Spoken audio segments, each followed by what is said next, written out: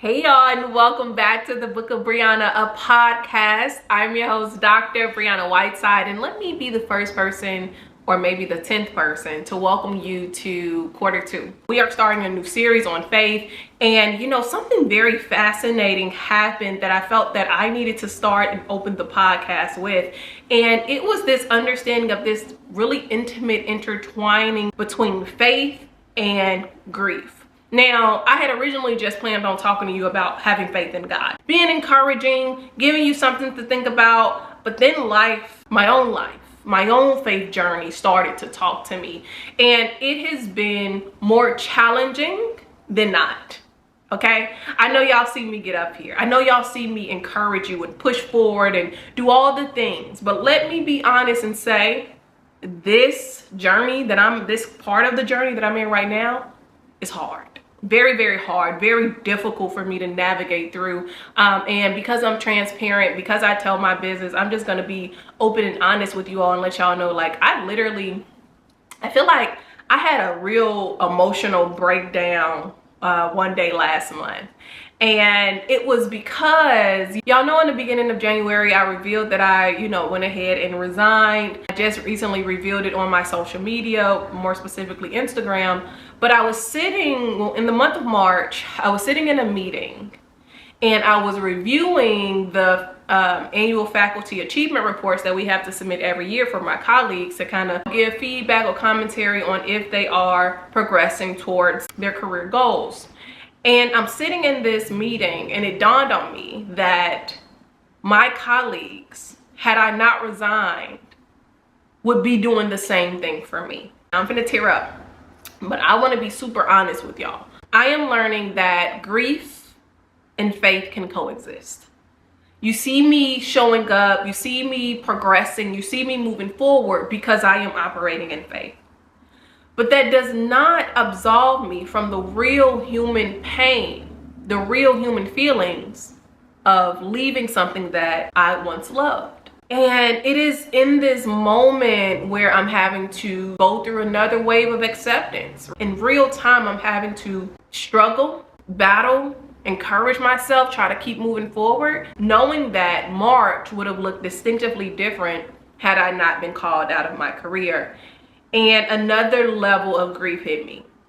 I'm not even gonna sit here and pretend like it didn't. I'm not even gonna sit here and pretend like I don't care, like I'm not shook, like I don't have elements of fear that crop up, like I'm not a little bit terrorized in a sense concerning this journey. I'm not even gonna do that because I think it would be disingenuous. And while it is uncomfortable for me to let people in and let y'all see the process, the ugliness, the joy, the happiness, all of the things, it is uncomfortable for me to become in front of you. I just have to be honest. I think that is God's unique approach that he's given me with my channel. You all are seeing me become in real time, seeing me unbecome, seeing me become something that I'm not too sure of, but also seeing me struggle in the middle. And even though I show up and I'm productive and I'm all the things, I am struggling.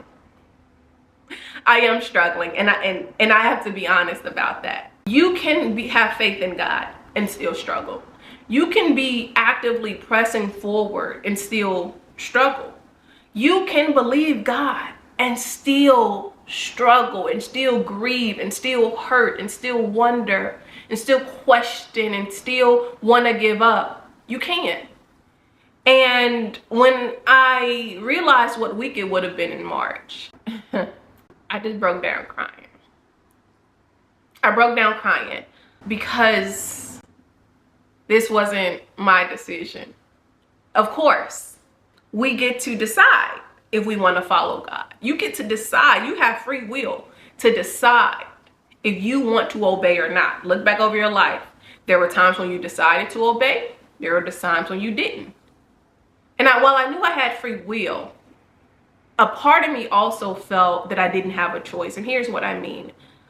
When you are trusted with anything from God, you know that your yes, your obedience, your sacrifice are tied to so many other people, so many other lives. You know that the decisions you make or do not make will have a triple or ripple effect on other people. And so it is with that knowing, it is with that responsibility where you are trusted to decide.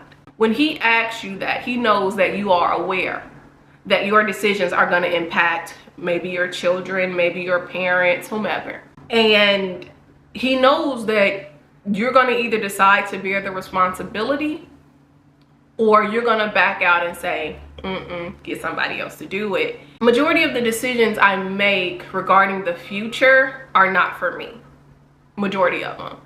I'm in a place where, and I've been in this place for a while, I've said this in certain Instagram posts, I don't feel that my life has benefited me yet. Hear me out, y'all. Hear me out. I'm not asking for sympathy. I want you to just hear me out. Hear the truth of this journey. The sacrifices that I've made, yes, they've been good sacrifices. Yes, they've been admirable.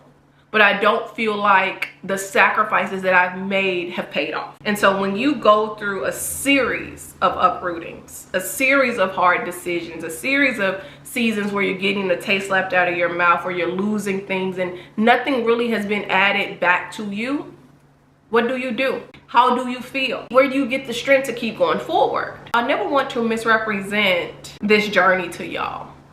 I never want to do that. I want to always be honest and say, yo, I haven't felt like my ROI has been significant compared to all of the things that I've suffered, I've lost, I've given up in good faith. And so now that we're in a new season, Q2, I'm having to kind of do this dance. And so now that I'm at this point and the weight of all of those decisions are catching up to me as a result of this decision I had to make to leave, I'm learning in real time that faith and grief can coexist. And just because there is a presence of grief does not mean that you don't have faith. I'm learning in real time that you can obey God and hurt while you do it.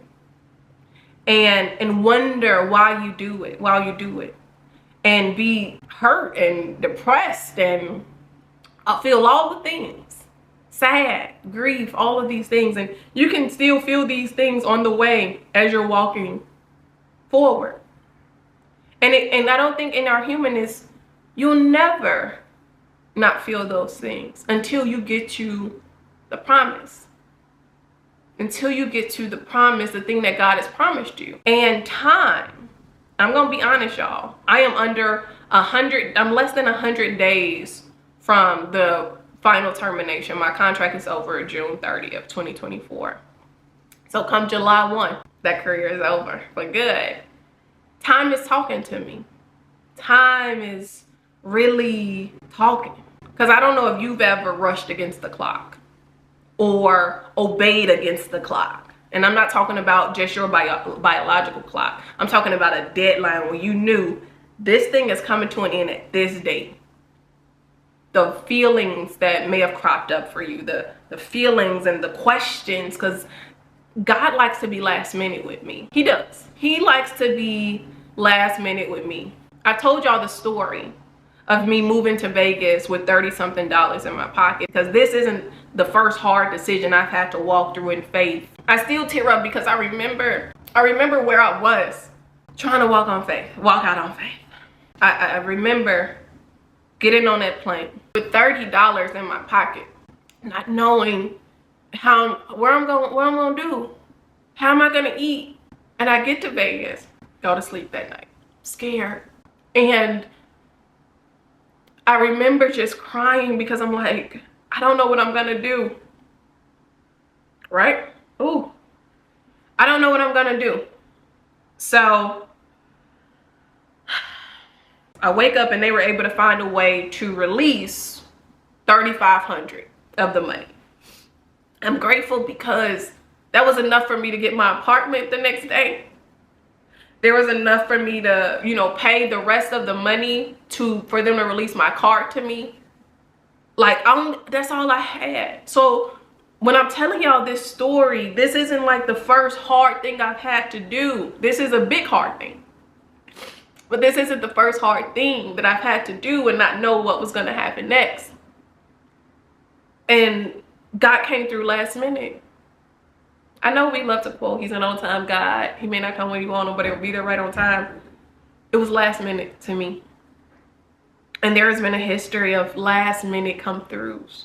And in this situation, with less than 100 days left on a contract, I still haven't figured out the next step yet. I don't know the next step. All I know is that I walk by faith, but I also carry the grief of the hard situations and the hard decisions, and it never gets easier. I made a post the other day on TikTok. Follow me on TikTok, the Book of Briana, or Dr. Briana Whiteside, one of the two. And I said, I want y'all to know that following God would never get easier for you. He's going to start off by making the base level commands of you, encouraging you on in obedience.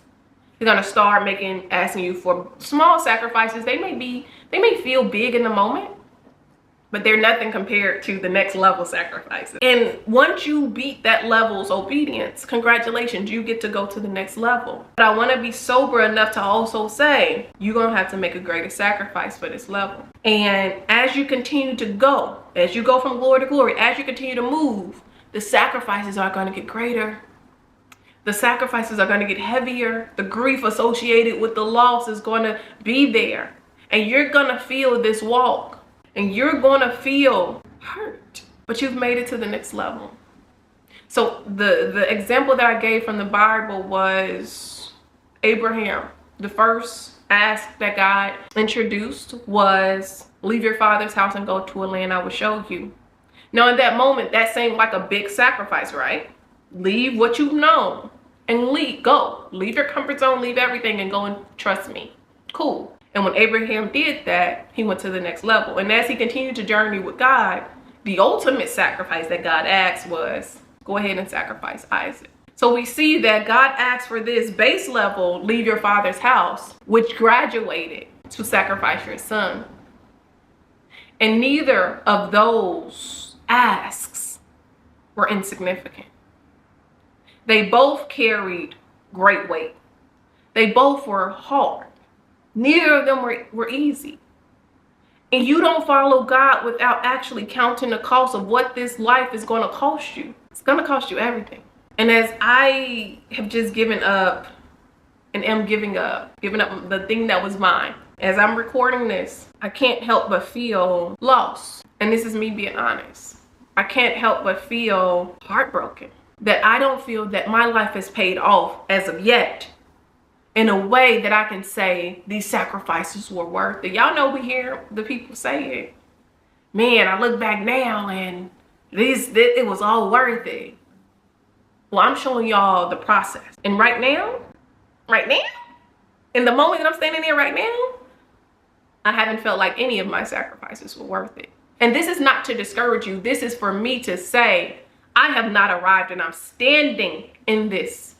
And I'm standing on Bible, and I'm standing on faith, and I'm still feeling this way. It doesn't go away. It does not go away. And I remember asking my mom a question recently, and I was in tears. Okay, when I tell you I was having that emotional moment, I was having a full fallout. And she's, God's gonna bless you. He's gonna do this. And I said, how do you know? How do you know that he is gonna do this for me? Kind of like the elder brother moment in the parable of the prodigal son. I've been doing this. I've been sacrificing. I've done this, and you haven't done anything for me, for real, God? Not anything that I wanted. And I said, how do you know? And she said, because he's not gonna let me down. And I'm like, ma'am, that is so novel. But we can only hope. I can only hope and, stand on Bible. Even though I'm wading through these emotions, I can only hope and say, stand on the verse that says, for the joy that was set before him, Christ endured the cross. I can only hope that there is a joy in my near future. Not far. I don't want to, come on. I need a near win. You know what I'm saying? I need an immediate win. And I'm journeying through this in real time. And I know we're talking about faith this month, but I can't talk about faith without showing you the backside of it. I can't talk about faith without being honest and saying, I really Don't know. I don't know how this story gonna turn out. I don't know what it's gonna look like. I can tell you that this part of my life that I'm stepping into now was not my idea. It wasn't my idea for me, because I lived out the first half of my life in my idea for me. And it paid off. My idea, I got some good ideas. But now I'm stepping into God's idea and original plan for me, or the next level, or the next chapter of it. And it isn't anything that I can imagine. It isn't anything I can imagine. All I can do is hold on tight and brace myself for the ride. And it is probably one of the most uncomfortable seasons I walked through. But I'm out here on faith. I'm out here not knowing what my next steps will be. I'm out here showing up every day, giving myself a chance, having something to work with. I'm out here. But it does not make the journey feel any different. It doesn't. This one is real. It's life. This is life. This is me walking through faith, life, and questions. I wanted to be honest with you in the first installment of Cube 2. I wanted to tell you exactly where I am. This isn't easy. It isn't easy to show you. It isn't easy to experience. It isn't easy to navigate through. But here I am. YOLO. You only get one.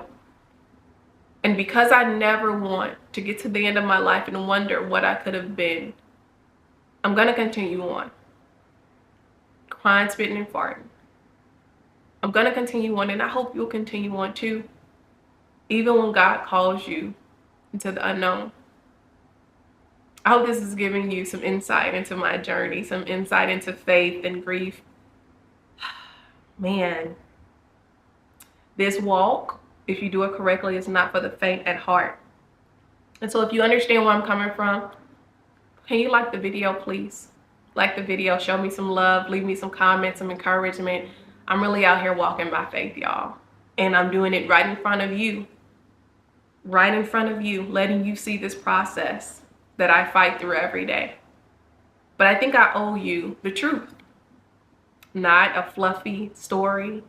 Not anything that, is devoid of reality. I owe you the truth. And the truth is what I will always give you. I'll see y'all soon in another installment of the Book of Briana, a podcast. Bye.